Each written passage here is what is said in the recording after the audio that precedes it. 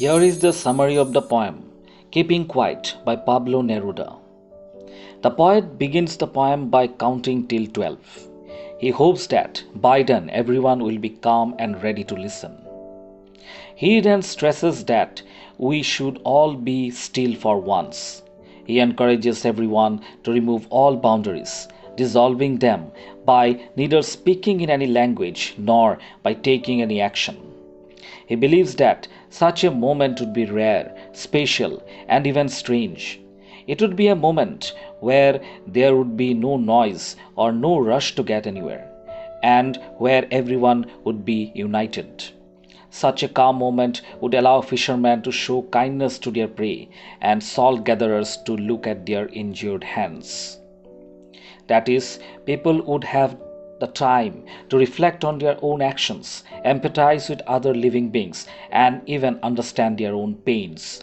The poet then delves into the outcomes of war and wishes that people would realize how they are hurting the world as well as themselves for a false victory.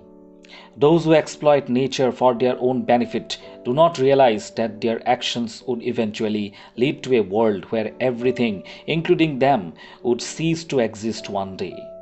The poet encourages people to use the silence and calm to put aside their differences and to cleanse their minds while walking in the shade of peace and harmony together as brothers.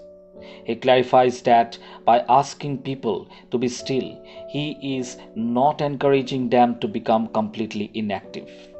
He does believe in the process of living a life and wants to have nothing to do with death.